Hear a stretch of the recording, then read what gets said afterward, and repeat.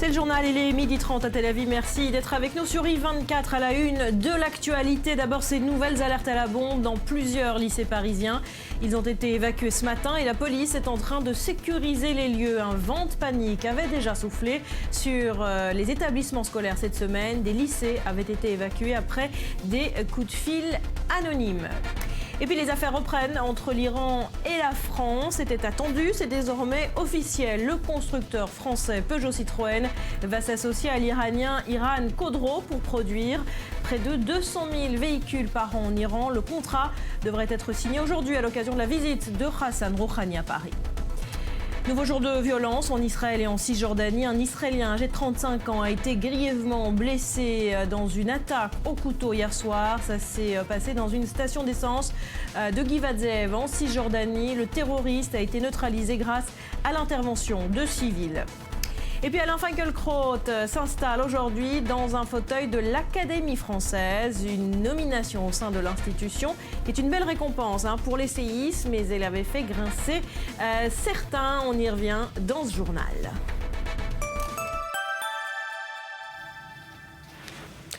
Nous sommes tous juifs. La phrase est signée Barack Obama. Discours prononcé hier à l'occasion de la Journée internationale de la Shoah. Lise Barenbaum. Face à la montée de l'antisémitisme, nous sommes tous juifs. Ce sont les propos de Barack Obama à l'occasion de la journée internationale dédiée à la mémoire des victimes de la Shoah. Nous sommes tous juifs. Nous savons que nous ne pourrons pas éradiquer la haine de tous les esprits. Nous n'effacerons jamais totalement le fléau de l'antisémitisme. Mais nous devons être courageux et faire tout ce que nous pouvons. Nous avons tous une responsabilité. Le président américain participait à une réception à l'ambassade d'Israël à Washington et a condamné la montée de l'antisémitisme à travers le monde. Nous ne pouvons pas nier que lorsque nous voyons des juifs quitter des villes européennes où leurs familles ont vécu pendant des générations parce qu'ils ne s'y sentent plus en sécurité, parce que les centres communautaires juifs sont visés de Mumbai à Overland Park au Kansas, quand nous voyons des croix gammées sur les murs des universités, nous ne pouvons pas rester silencieux face à cela. Au cours de cette cérémonie, la mémoire de 2 Américains et d'un couple de Polonais ayant sauvé des Juifs durant la Seconde Guerre mondiale ont été honorés. Le président américain a aussi critiqué les attitudes qu'il juge anti-musulmanes, des propos orientés contre Donald Trump. Enfin, Obama n'a pas oublié de rappeler ses liens indéfectibles avec l'État d'Israël. Quand Israël est menacé par des terroristes, nous nous tenons à ses côtés et nous défendons notre allié. La défense de notre ami, la défense de l'État juif. L'engagement de l'Amérique aux côtés d'Israël pour sa sécurité est constant et éternel. Comme je l'ai dit, si ce lien se rompait, ce serait une défaite morale fondamentale pour les États-Unis. La participation de Barack Obama à cette cérémonie sonne comme un adieu. Le président américain n'avait jamais participé à cet événement auparavant.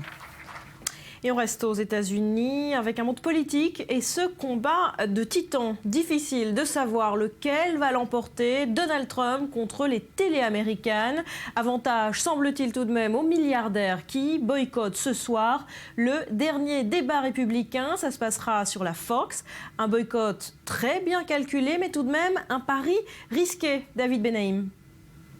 Donald Trump a réussi à faire une fois de plus cette semaine ce qu'il fait de mieux depuis le début de cette campagne, concentrer toute l'attention médiatique sur lui et ça marche. Plus personne ne parle des sujets qui comptent, mais de l'impact que peut avoir son absence lors du débat télévisé de ce soir. La discorde qui l'oppose à Fox News et plus particulièrement à Megyn Kelly, l'une des modératrices, date de l'été dernier. Kelly avait osé des questions qui fâchent sur la misogynie de Donald Trump et le milliardaire est parti dans une campagne de dénigrement total de cette présentatrice très respectée de la chaîne Tout Info, la plus regardée des États-Unis. Trump domine dans les sondages, il n'est pas le plus brillant dans les débats, mais il s'en est sorti plutôt bien ces derniers mois. Il joue un jeu dangereux à 4 jours du caucus de l'Iowa, mais ses supporters semblent lui tolérer tous les écarts. Il a même fait appel à ses fans sur Twitter pour l'aider à se décider sur sa participation ou non au débat de ce soir. Son arme secrète, le taux d'audience. Il sait que sa présence a dopé le nombre de téléspectateurs des émissions politiques et il parie que son absence fasse chuter ses courbes. Mais c'est un pari à double tranchant. Il risque d'y avoir une certaine curiosité des Américains à regarder le spectacle politique de ce soir. C'est plus de temps de parole pour sa compétition. Ses rivaux estiment que la réaction enfantine de Donald Trump de refuser de débattre pour des querelles si superficielles relève du caprice et démontre son incapacité à gérer les crises sérieuses s'il devient commandant en chef. Toutes ces tentatives, qui auraient pu s'apparenter à de l'autosabotage dans le passé, n'ont eu que pour effet de le faire grimper dans les sondages. Difficile de dire donc si cet ultime coup d'éclat aura un impact négatif à court terme, mais s'il obtient la nomination républicaine, il aura du mal à convaincre l'électorat indépendant dont il a tant besoin pour ravir la Maison-Blanche. Et en Europe, cette question, la Grèce sera-t-elle exclue de l'espace Schengen? Bruxelles tape du poing sur la table. Le pays principal porte d'entrée des migrants n'en fait pas assez pour protéger ses frontières. Shirley Le Pen. La Grèce est menacée d'exclusion de l'espace Schengen. En cause, le manque de moyens déployés pour freiner l'afflux de migrants sur son territoire, d'où il se dirige ensuite vers l'Europe de l'Est. L'espace de libre circulation européen est mis à mal par la crise des réfugiés et la sécurisation des frontières est aujourd'hui une priorité pour l'Union européenne. Dans son dernier rapport, la Commission européenne accuse le gouvernement de Tsipras de laxisme et d'un contrôle aux frontières inexistant. La Commission est arrivée à la conclusion que la Grèce a sérieusement négligé ses obligations et qu'il y a de sérieuses déficiences dans la protection de ses frontières extérieures. Et cela doit être pris en charge et traité par les autorités grecques. En 2015, plus de 850 000 migrants sont arrivés par la Grèce avant de se disperser dans d'autres pays européens. Et les premiers chiffres de l'année 2016 inquiètent Bruxelles. Depuis le début du mois de janvier, plus de 30 000 réfugiés ont atteint la Grèce par la mer, soit 20 fois plus qu'en janvier 2015. Si dans 3 mois, la Grèce ne prend pas de mesures significatives et que la Commission européenne confirme les carences de la gestion des frontières par Athènes, elle déclenchera un plan d'exclusion de l'espace Schengen. Le Premier ministre, Alexis Tsipras, se défend de toute négligence et critique l'absence d'aide européenne pour un problème qui les concerne tous, et ce alors que son pays est toujours plongé dans une grave crise financière. Et puis à noter dans ce contexte que la Suède prévoit quant à elle d'expulser tout simplement 80 000 migrants arrivés sur son sol en 2015. Leur demande d'asile a tout simplement été rejetée. C'est ce qu'a annoncé hier le ministre de l'Intérieur du pays. Il avait été élu, non sans grincement de dents, en 2014 à l'Académie française. Il y fait son entrée officielle aujourd'hui. Alain Finkielkraut accède donc au statut d'immortel, portrait de cette personnalité clivante qui donne des coups autant qu'il en reçoit. À chaque académicien est attribué un mot sur leur fiche. Et comme un symbole, c'est le terme variété qui a été inscrit pour Alain Finkielkraut. Variété des identités. Fils de Polonais, l'intellectuel fait partie de ces juifs pour qui la France a été bien plus qu'un refuge, mais une identité à part entière, un héritage désormais le sien qu'il faut défendre. Variété aussi des opinions. Comme d'autres, il s'identifie à certains combats maoïstes à la fin des années 60. Mais contrairement à d'autres, son indépendance d'esprit l'amène à prendre des chemins différents de la gauche, au prix de nombreuses polémiques. Est-ce que je dois payer mon attachement à l'identité nationale? Ce serait assez ironique parce qu'il y a 50 ans, j'aurais peut-être payé, au contraire, le nom que je porte. Donc tout cela me semble un peu désolant, mais voilà, je ne m'attendais pas non plus à faire l'unanimité. Pourtant, ce n'est peut-être pas lui, Alain Finkielkraut, qui clive, mais les sujets qu'il défend et qu'une partie de la gauche a abandonnés, comme la laïcité. C'est à ce titre que le philosophe met en avant coûte que coûte sa définition de la laïcité face à certains Français musulmans qui ne s'identifient pas à ses principes. Intransigeant sur la langue, Alain Finkielkraut ne supporte pas que le niveau baisse en classe. De réforme en réforme, il explique que la langue fait partie de l'identité. Un point commun ici avec la tradition hébraïque, pour qui aucune lettre n'a été créée au hasard. Sur son épée, la lettre Aleph, première de l'alphabet hébraïque, une citation de Peggy et une vache normande. La variété, encore. Cette fois-ci des symboles, inscrits sur cette arme, et avec laquelle Alain Finkielkraut continuera de se battre pour la France. Voilà, il y fait donc son entrée officielle aujourd'hui, mais on l'a dit, Julia Ganancia, son élection n'est pourtant pas allée de soi. Effectivement, Barbara, il a certes été élu au premier tour par 16 voix sur 28, mais son nom avait été barré d'une croix en signe de désaveu sur 8 bulletins. Alors cet après-midi, on guettera les absents qui préféreront ne pas assister à la défaite de leurs pensées, comme ils disent, mais d'autres, et ils sont nombreux, attendaient ce moment avec impatience. Fabrice Lucchini, André Dussolier, Elisabeth Lévy, Natacha Polony, Yasmina Reza ou encore le très discret Milan Kundera seront au premier rang pour applaudir leur ami et mettre à penser, et puis tant pis pour les contestataires. D'ailleurs, le principal intéressé analyse tout ça avec beaucoup de distance. Je vous propose qu'on l'écoute. Le rôle donné par les romantiques à l'appartenance face à l'idéologie d'un homme des Lumières, conçu comme son propre fondement, eh bien ce discours... Non, Abdelraouf tout sauf romantique. Abdelraouf Dafri, laissez-le terminer. Laissez-le terminer. Non, laissez-le terminer. Bon, moins de distance que prévu là pour Alain Finkielkraut. Oui, c'était un passage en 2013 sur un plateau d'une émission. On connaît maintenant ce passage pour illustrer évidemment que Finkielkraut c'est aussi un caractère et c'est ce qu'on lui reproche parfois. Mais ce que je voulais vous montrer, c'est surtout qu'il prend tout ça avec beaucoup de distance. Et puis donc cette cérémonie à laquelle il va assister et puis il va s'asseoir dans un fauteuil, le fauteuil 21 où il va succéder à Félicien Marceau. Voilà, et c'est peut-être un clin d'œil de l'histoire parce que Félicien Marceau, à qui il succède, était accusé, lui, d'antisémitisme. Tout à fait, Barbara. Il était reporter à Radio Bruxelles entre 1940 et 1942 et Marceau fut condamné par contumace à la Libération à 15 ans de prison pour collaboration avant que le général de Gaulle ne lui accorde la nationalité française. Alors Félicien Marceau était un auteur très prolifique et admiré dans de nombreux cercles, dit de lui Alain Finkielkraut, qui sait qu'il sera évidemment attendu au tournant. Un certain nombre de gens se frottent les mains, se lèchent les babines et se disent un néo-réac qui fait l'éloge d'un collabo, bien fait pour lui, commente le philosophe. On frissonne déjà en tout cas en imaginant l'éloge que le nouveau venu doit faire à son aîné et ce sera effectivement haut en couleur car en lisant tout ce que l'auteur de l'œuf a écrit, Finkielkraut a trouvé des phrases et des passages fort philosémites apparemment, dont il fera la lecture devant ses pairs et ses invités. On imagine facilement que quelques plumitifs en tout cas seront encore tout retournés. Merci Julia. À suivre donc cet après-midi l'entrée officielle d'Alain Finkielkraut à l'Académie française. Il est 12h42 dans 5 secondes à Tel Aviv. C'est le journal. Merci d'être avec nous. L'essentiel avec vous, Daniel Atlan. Oui, Hassan Rouhani qui a été accueilli en grande pompe aujourd'hui place des Invalides par le chef de la diplomatie Laurent Fabius. La garde républicaine, elle aussi a été mobilisée après cet accueil officiel. Hassan Rouhani a rendez-vous à 15h à l'Elysée. Il va s'entretenir avec François Hollande et le ministre des Affaires étrangères. Ils vont parler diplomatie et gros contrat.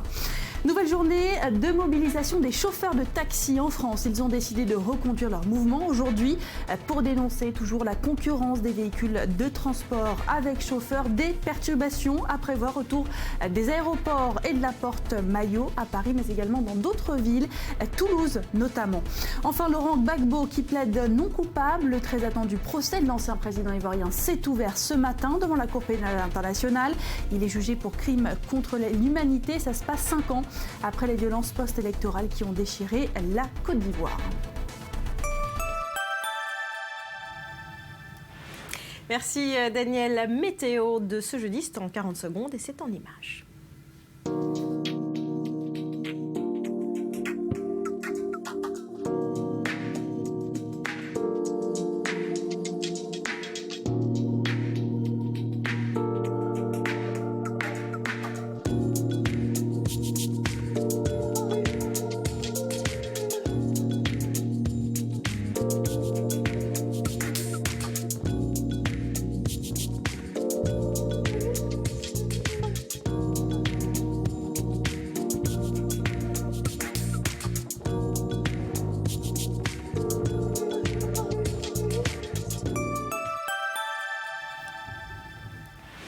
Et on s'arrête à présent sur un film, un documentaire qui a fait beaucoup de bruit cette semaine. Ça s'appelle Salafiste et ça parle d'islamistes, d'Al-Qaïda, filmés au plus près.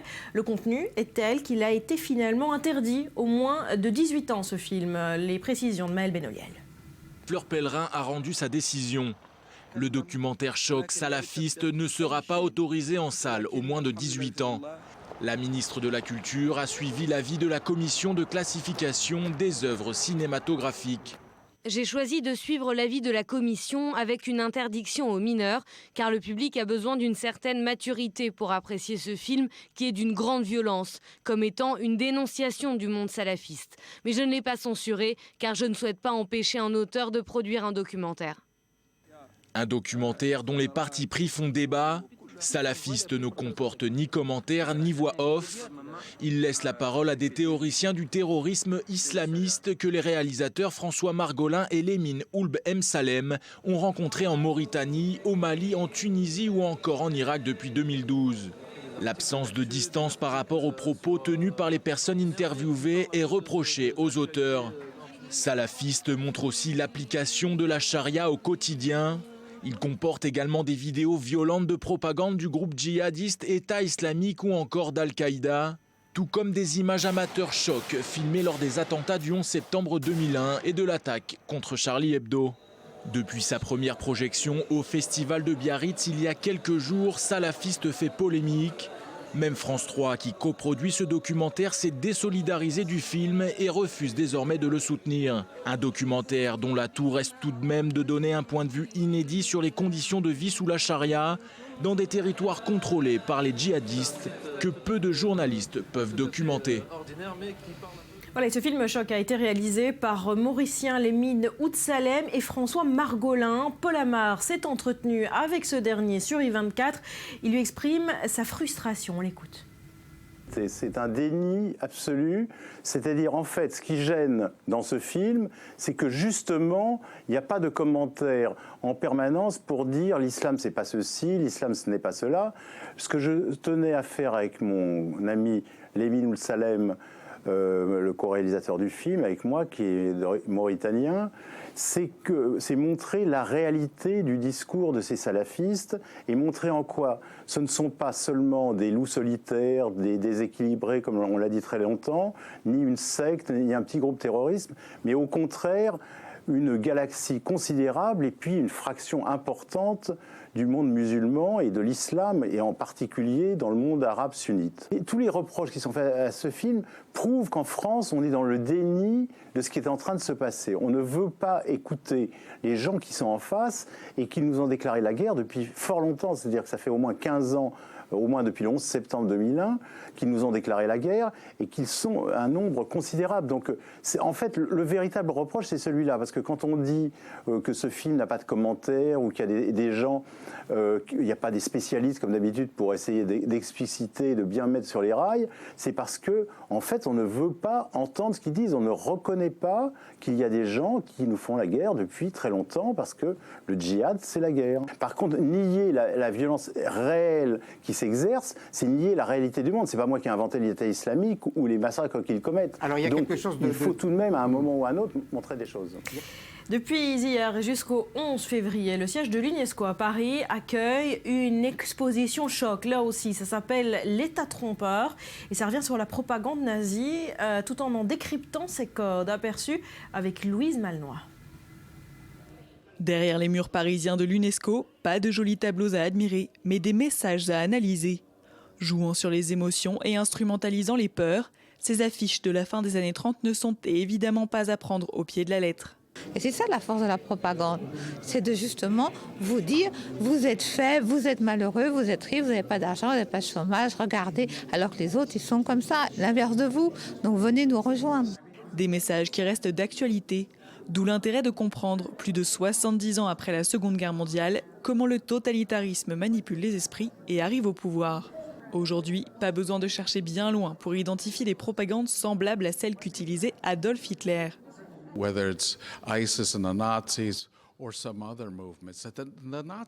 Que ce soit l'État islamique, le nazisme ou d'autres mouvements, le nazisme était particulièrement attentif à la jeunesse. De même, on a aujourd'hui Daesh et d'autres groupes qui essaient d'atteindre les jeunes, car ils comprennent qu'en captant la jeunesse, ils peuvent l'utiliser pour servir leur intérêt.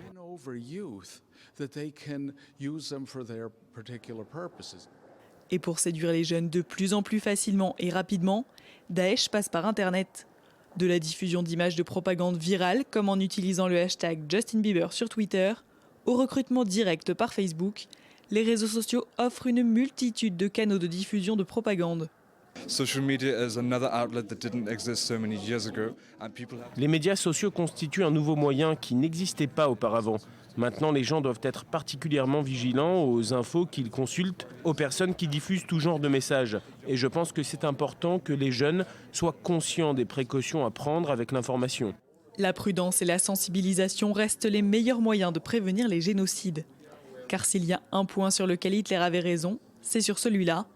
La propagande est une arme véritablement redoutable entre les mains de celui qui sait s'en servir.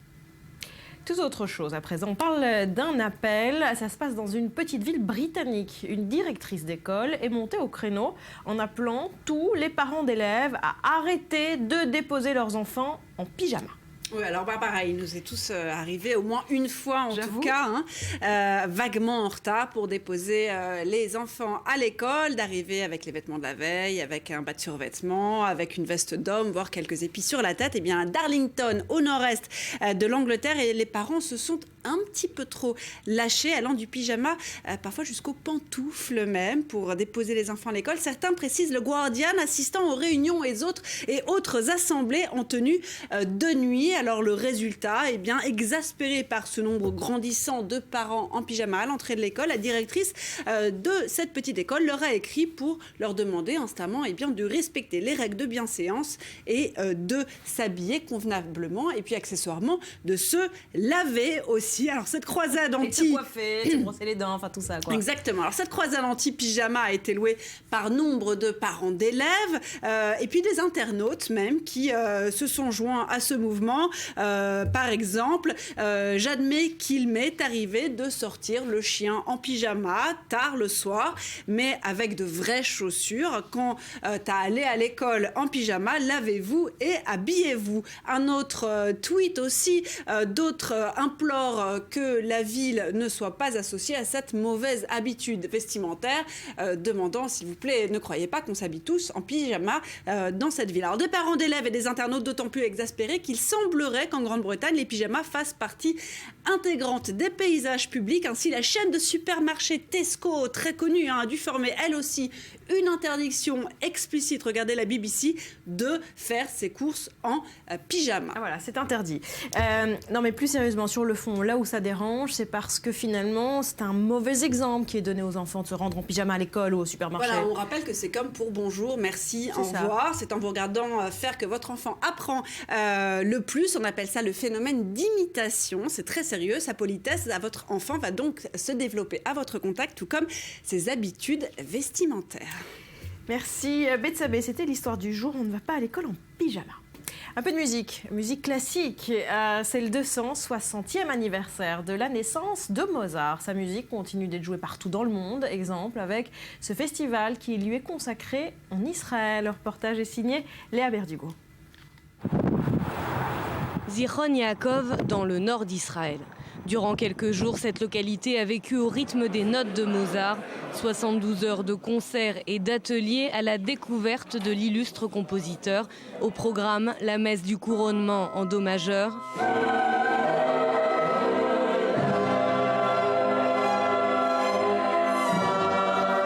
Ou encore un concerto pour 2 pianos. Pour des spectateurs ravis. J'ai apprécié chaque petite minute, le concert était incroyable, je n'ai pas de mots. C'était impressionnant, c'était vraiment très, très émouvant même de voir tous ces musiciens qui viennent surtout d'Allemagne pour jouer ici à Zichron. Zvi Meniker est l'une des vedettes du festival. Il y participe depuis sa création en 1997.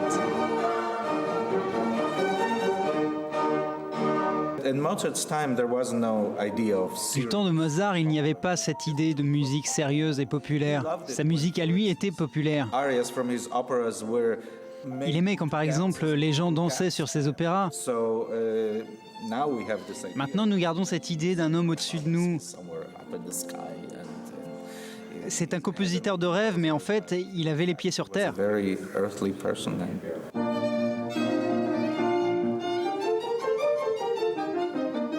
La musique classique serait l'apanage d'une certaine classe sociale, un cliché donc pour le musicien. Accessible, la musique de Mozart l'est également pour ses pianistes et violonistes amateurs. Nous aimons beaucoup Mozart. Vous savez, quand vous êtes un jeune étudiant, vous jouez beaucoup Mozart. Et quand vous devenez plus âgé, vous redécouvrez à quel point c'est beau, quelle émotion, quelle excitation ça procure. Et combien c'est adapté à l'opéra. C'est l'opportunité pour un violoniste et un pianiste de jouer un mini-opéra ensemble.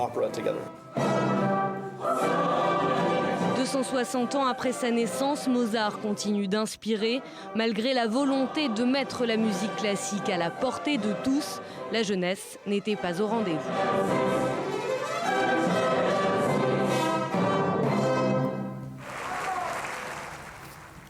Vous êtes sur I24, c'est le journal, il est bientôt 13h à Tel Aviv et dans 5 minutes, on reviendra sur les grands titres de l'actualité à la une.